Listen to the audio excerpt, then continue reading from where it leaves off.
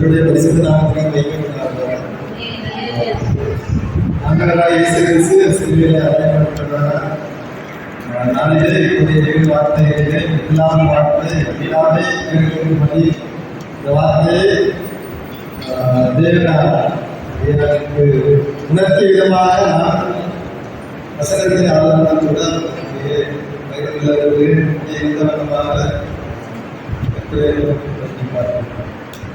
சிறந்த ஆஸ்தி உயர்ந்த கல்வி செல்வாக்கு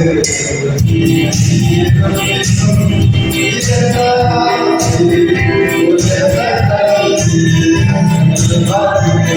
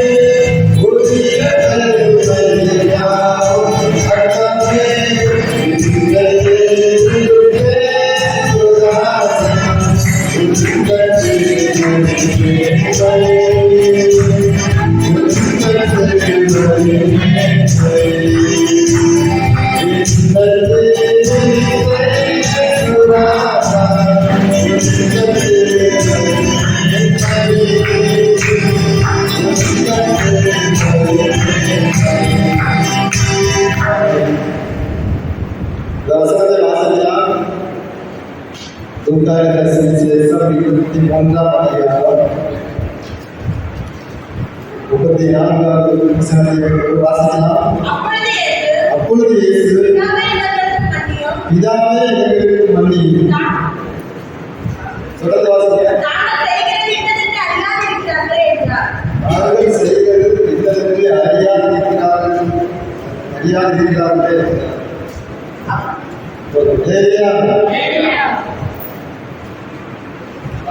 சில சபைகளிலே வெளியிருந்து பிரசங்கங்களை கொண்டு வந்து பிரசங்கம் சொல்லுவாங்க. 7 வார்த்தைகள் விசுவாசிகளுக்கு வாய்ப்புகள் கொடுக்காத சபைகளும் உண்டு.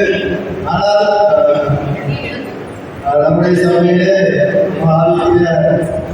புதகிறவர்கள் விசுவாசிகள் எப்படியாக வசனத்தை அறிந்து அதிலே தெரிந்தவர்களால் பிறருக்கு ஆத்ம வசனத்தை தைரியமாக நிறுத்தப்படாதபடிக்கு ஆத்ம பாரத வசனத்தை சொல்ல வேண்டும் என்ற நோக்கத்தோடு கூட 7 வார்த்தைகள் விசுவாசிகளை பிரசங்கம் பண்ணியிருந்த வார்த்தையை கொடுத்திருக்கிறார்கள். நம்ம சபையில பாஸ்டர் வளர்ப்பினாலே சபையை எல்லாருக்கும் கொடுத்தாலும் சில சபைகள்லாம் வந்து பார்த்தீங்கன்னா எல்லாருக்கும் கொடுக்கவும் முடியாது. ஜென்ஸ் எல்லாம் ஆசிரியர் சொன்னாங்க என்னுடைய சபையிலிருந்து பிரசங்கம் எனக்கு 9 பிரசங்கம் பண்ணாங்க. கூட்டத்துக்கு ஆளுநர்கள் எப்படி சொன்னார், ஒரு பிரசங்கம் சாட்சியெல்லாம் பார்த்துட்டு தான் வெளியிடங்களுக்கு கொண்டு போவார். ஏன்னா சாட்சி சொன்னா வந்து பிரசங்கம் பண்ணிடுறாங்க. பிரசங்கியார் நிறையா இருப்பாங்க. ஆனால் இவங்க இந்த வசனத்தை எடுங்க, குறிப்பிட்டு அந்த வசனத்தை எடுங்கன்னு சொல்லி இவங்க பிரசங்கத்தை நடத்தியது. ஆராதனை ஏற்கனவே கொடுத்துருக்கோம்.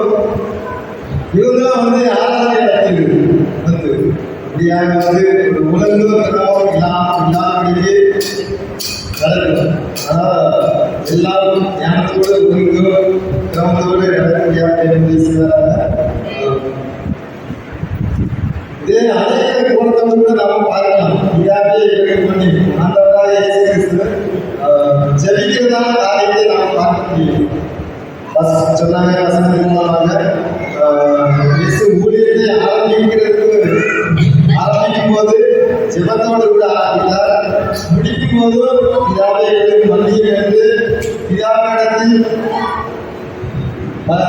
எங்களுக்கு மன்னியை என்று ஜெபிக்கிறதை நாம் பார்க்க முடிகிறது. ஜெபத்தை நோக்கத்தோடு கூட பார்க்கலாம். அநேக நோக்கத்தோடு கூட தெய்வம் ஆவியானவர் அதை படிக்கிறவர்களுக்கு வெளிப்படுத்துவார். ஆனால் படிக்கும்போது இவர்களுக்கு மன்னியை ஆண்டவர் எப்படிப்பட்டவர்களுக்கு மன்னியும் என்று ஜெபம் பண்ணினார் என்பதை குறித்தும் மன்னிப்பின் அவசியத்தை குறித்தும் ரெண்டு காரணத்தை குறித்தும் ரெண்டு காரணங்கள் நான் விரைவாக உங்கள் மத்தியிலே அறிவிக்கிறேன். சிலர் ஆண்டவர் அறியாதவர்கள் இருப்பார்கள். இயேசு பிதாவை குறித்து மன்னியும் என்று கேட்கிறார். அப்ப இயேசு தேவன் இல்லையா? பிதா என்று வேறொருவராலே வேறொருவரை கூப்பிடுகிறார் உங்களுக்கு மன்னியும். ஆனால் ஆண்டவராக இயேசு அவர் சொல்லியிருப்பார். வாசிங்க லூக்கா 5ஆம் அதிகாரம் வாசிங்க.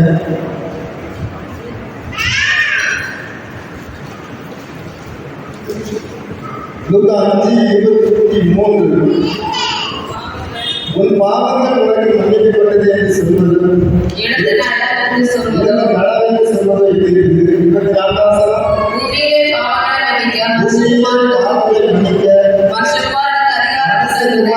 அறியாமல் என்பதை நீங்கள் அறிய வேண்டும் என்று சொல்லி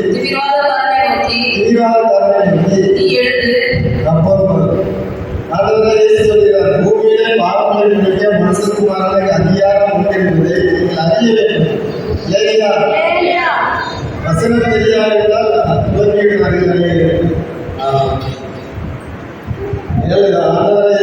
சொல்கிறார். பாவங்களை மன்னிக்க மனுஷகுமாரனாகிய இயேசு எனக்கு அதிகாரம் உண்டு என்று அதை நீங்கள் அறிய வேண்டும் என்று சொல்கிறார். அது இந்த வசனத்தை நாம் பார்க்கிறோம்.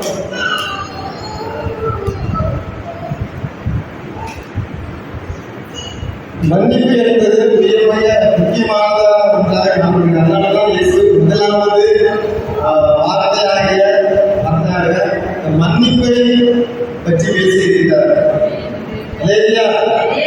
என்றால் நீங்களும் நானும் ஆண்டவரிடத்திலே இயேசுவினிடத்திலே நாம் செய்த பாவங்கள் அக்கிரமங்களை அறிக்கையிட்டு அதை விட்டுவிட்டு மன்னிப்பை பெற்றதால்தான் இன்றைக்கு விசுவாசத்தோடு மகிழ்ச்சியோடு தைரியத்தோடு சமாதானத்தோடு இருக்கிறோம். இல்லையா? என்றால்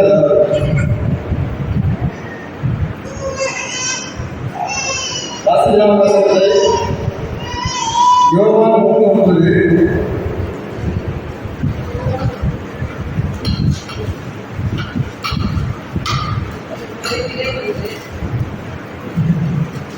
உலகத்திலே வந்து எல்லா மனுஷரையும் பிரகாசிப்பிக்கிற ஒளியே அந்த மெய்யான ஒளி. ஒன்றியவன்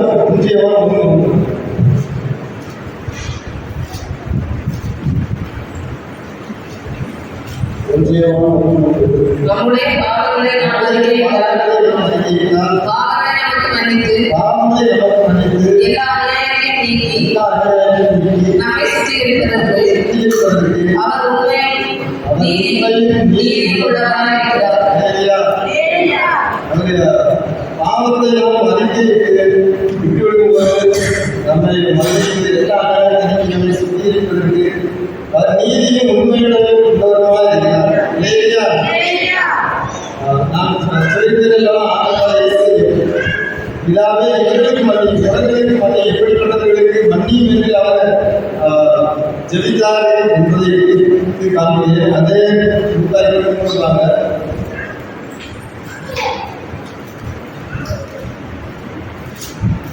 இதை நாம் பார்க்கும்போது இயேசுவையும் இயேசு கிறிஸ்து நிறுத்தி பண்டிகை காலத்தை நடத்துகிற இயேசு கிறிஸ்து நிறுத்தி பரமாசுங்கிற ஒரு கொலை பாதையை நிறுத்தி சொல்ற பிலாத்து ஜனங்களுக்கு யார விடுதலையாக்க நீங்களே சொல்றீங்க என்றால் பண்டிகை நாட்களுக்கு நாம் ஒருவரை விடுதலையாக்கிறது வழக்கம் அப்படின்னு சொல்லுறாங்க. சொல்றாங்க ஜனங்களே 18ஆம் வசனம் வாசிக்கலாம். 18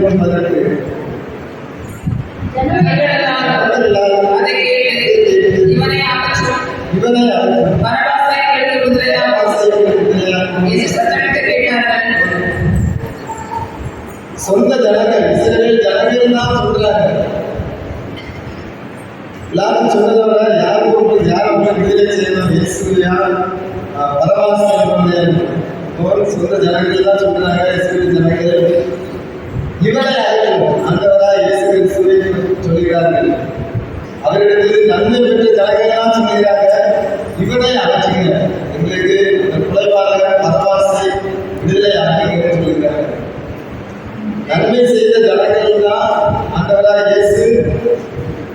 நன்மை செய்த ஜனங்கள்லாம் அவர்கள் இவனை ஆட்சிமைன்னு சொல்லியிருந்து நாம் பார்க்கிறோம். அப்படிப்பட்டவர்களுடைய பாவங்களை மன்னிக்கின்றுதான் ஆண்டவராக இயேசு ஜெபித்தார். நாம் கூட நமக்கு நம்மை நிந்திக்கிறவர்களுக்காக ஆண்டவர் சித்தவாசியர் 10:5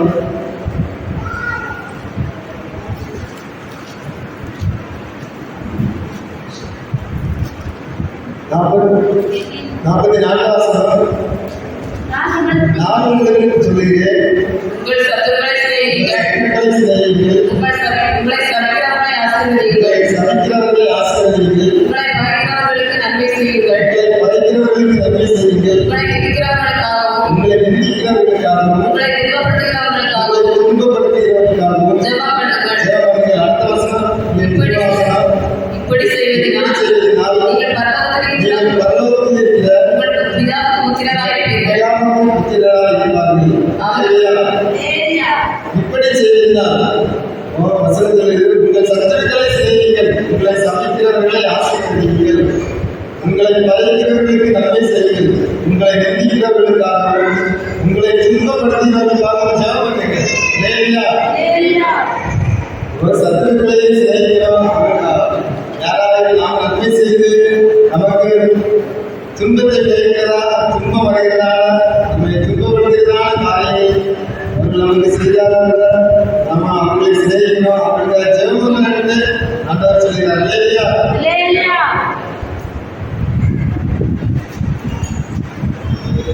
இப்படி செய்வதனால் பரலோகத்தில் இருக்கிற ஒரு விழாவுக்கு புத்திரராக இருக்கிறீர்கள். நாம் பிள்ளைகள் கூட சொல்லி வளர்க்கலாம். அவர்களுடைய காரியங்களை சொல்லி வளர்க்கணும். அன்பா இருக்கணும், பரிசுத்தமா இருக்கணும், மன்னிக்கணும், அப்படி சொல்லி இருக்கணும். ஏனென்றால் ஈசாக்கு கூட யாக்கோபு கூட வாசியார் தன்னுடைய மகனாகிய யோசேப்புன்னு சொல்லி வந்திருப்பார். ஆதியாகமம் 50ஆம் அதிகாரம். யோசேப்பை அவருடைய சகோதரர்களை எல்லாம் விட்டு கொண்டுவாங்க. நல்ல அந்நிய தேசத்தில் பரிசுத்தமாக வாழப்படுகிறனால ராஜாவு கட்ட ஸ்தானத்தில் அவர் உயர்த்துவார். அப்போ யாக்கோபு மரணிக்க நேரத்தில் அவங்களுடைய யோசேப்புடைய சகோதரர்களெல்லாம் சொல்லுவாங்க, ஆடுவாங்க. யோசேப்புக்காக பரிந்து பேசுறாங்க சொல்லுவாங்க. வாசிங்க அதிகாரம் 1ஆம் அதிகாரத்துல 15ஆம் வசனம். தங்கள் தகப்பன் மரணமடைந்ததை யோசேப்பின் சகோதரர் கண்டு ஒருவேளை யோசேப்பு நம்மை பகைத்து நாம் அவனுக்கு செய்த எல்லா பொல்லாங்குக்காகவும் நமக்கு சரி கட்டுமா என்று சொல்லி யோசேப்பிடத்தில் ஆள் அனுப்பி உடைய சகோதரர் உமக்கு பொல்லாங்கு செய்திருந்தாலும்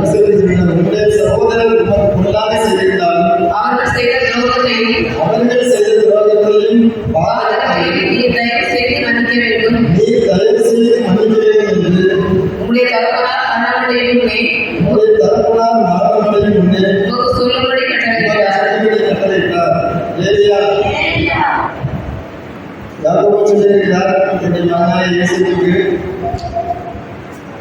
உடைய சகோதரர்களெல்லாம் உனக்கு தீமை செய்திருக்காங்க, நீ நன்மை செய்த தீமை செய்திருக்காங்க.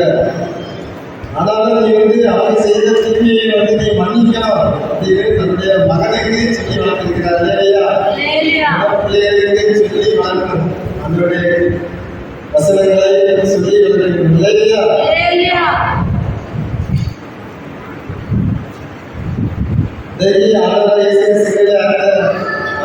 நாட்கள் 40 நாட்களாக சில சபைகள் அன்றைக்கு ஒரு சந்தோஷமான நிகழ்ச்சியை எடுக்க மாட்டார்கள். எனக்கு அசிங்கத்தில் ஒருத்தர் தெரியும், பெரிய சபைக்கு போகிறது 40 நாட்கள் அவங்க சபைகள் ஒரு நல்ல காரியம் எடுக்க மாட்டாங்க. அவங்களுடைய முகத்திலே பார்த்தால் சந்தோஷமான காரியங்களை பார்க்க முடியாது. ஈஸ்டர் வந்ததோட பார்த்தீங்கன்னா நல்ல சந்தோஷமா இருக்காங்க. உலக உலக காரணம் சில மதுரத்தில் குறிப்பிட்டதான காரியங்கள் காணப்படுவாங்க. ஆனால் ஆண்டவராகிய இயேசு சிலுவையில் அறையப்பட்டது நம்முடைய நமக்கு எதிரான சத்துருவாரிய பிசாசானவர் நம்மை அழிக்க வேண்டும் என்று கையெழுத்திட்டார். எதிரான கையெழுத்தை ஆண்டவருக்கு சிலுவையிலே வெற்றி சிறந்தார் இல்லையா? சிலுவையிலே வெற்றி சிறந்தார்.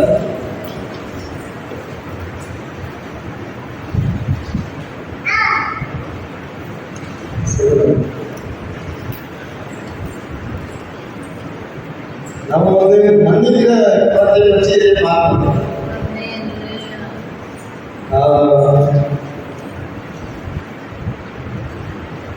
மன்னிப்பு அவசியத்தை குறித்து நான் வசனத்தை சொல்லி முடிகிறேன். வாசிய 2:2-7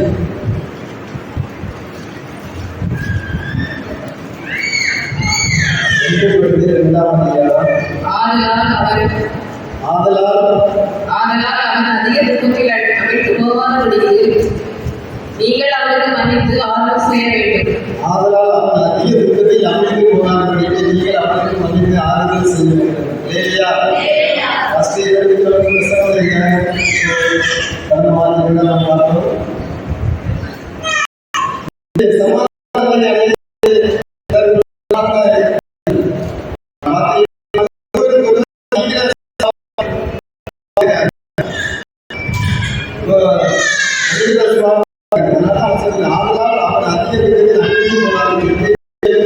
அவனுக்கு மன்னித்து ஆறுதல் செய்ய வேண்டும்.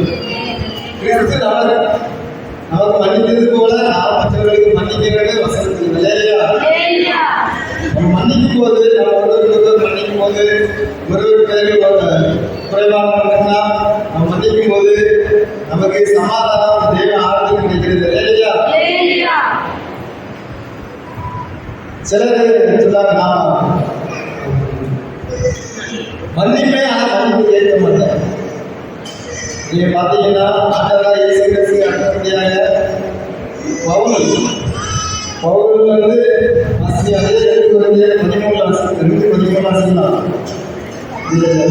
நான் என் சகோதரனாகிய தீத்துவை காணாததினாலே என் ஆசை அமைதியாக இருக்கிறது. ஆதலால் நான் அவர்களிடத்தில் அனுபவித்து கொண்டு மக்கதோனியா நாட்டுக்கு புறப்பட்டு போனேன்.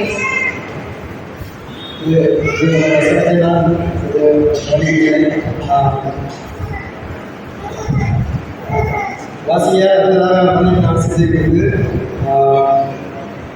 18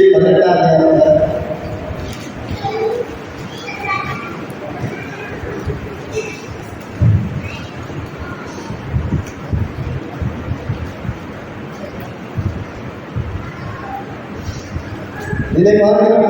18 ஒரு 13ஆம் வசனத்திலிருந்து 35 வரைக்கும் பார்த்தீங்கன்னா தெரியும். பரலோகராஜ்யம் தன் ஊழிய காலகட்டத்தை கணக்கு பார்க்க வேண்டும் என்ற ஒரு ராஜாவுக்கு உட்கார்ந்திருக்கிறது. ஒரு ராஜாவுக்கு ஒரு 14 காலத்தை கடற்பட்டதாக காணப்படுகிறது. அப்போது அவரை என்னால் கட்ட முடியாது, என்னால் முடியலன்னு சொல்லி அவர் தன்னுடைய குடும்பத்தோடு உள்ள சரக்கராகி என்னால் அந்த கடனை தீர்க்க முடியாதுன்னு சொல்லியிருக்காரு. அந்த 26 பார்த்தீங்கன்னா அப்பொழுது அந்த ஊழியக்காரர் ஆளுநர் வழங்கி ஆண்டவரே இடத்தில் பொறுமையாக இருக்கும், எல்லாவற்றையும் உங்களுக்கு கொடுத்திருக்கிறேன் என்றார். அந்த ஊழியக்காரருடைய ஆண்டவர் மனதிலேயே அவனை விடுதலை பண்ணி கடனையும் அவனுக்கு மன்னித்து விட்டார். அப்போது ஆண்டவரிடத்தில் நாம் ஜபிக்கும் போது அந்த நிச்சயமாகவே நம்முடைய பாவங்கள் அற்புதங்கள் நம்ம மனதிற்கு இருக்கும்போது ஆண்டவர் நிச்சயமாகவே மன்னிப்பார் இல்லையா? ஆனால் தொடர்ந்து வாசிக்கும் போது அந்த மன்னிக்க வைக்காத ஊழியக்காரன் புறப்பட்டு போறாரு. ஏன்னா அந்த மன்னிக்க வைக்காத ஊழியக்காரன் இன்னொரு மனிதர் 100 பணம் தான் கடன் 100 பணம் தான் கடன் போட்டதாக காமிட்டார். அவர் நீ எனக்கு அந்த வாசிங்க 28ஆம் வசனம். அப்படி இருக்க அந்த ஊழியக்காரன் போய் தன்னிடத்தில் 100 வெள்ளிப்பணம்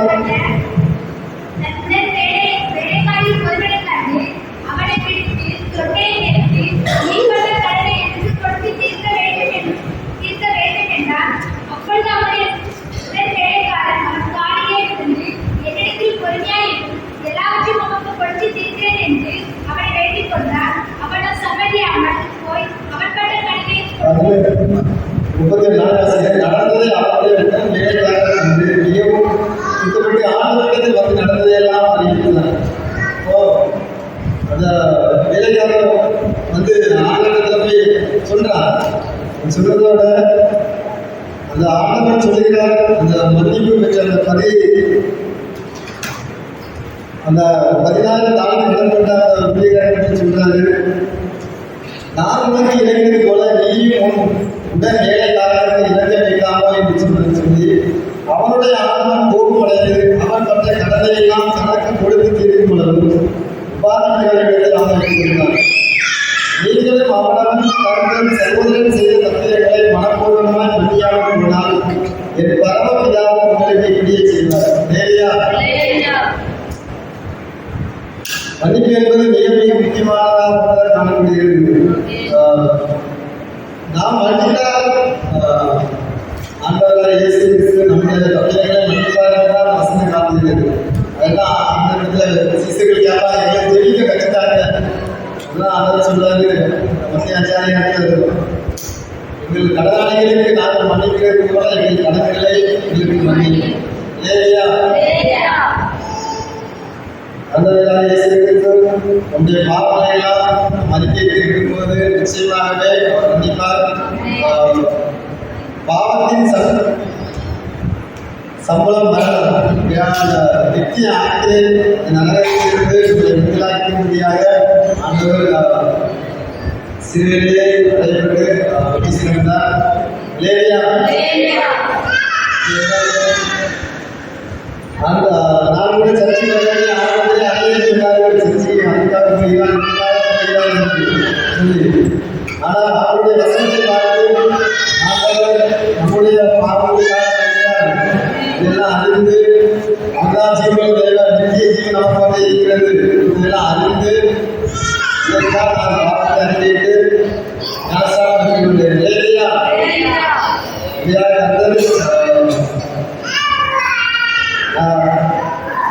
ரட்சிப்பின் சந்தோஷத்தை ஏற்படுத்தார்.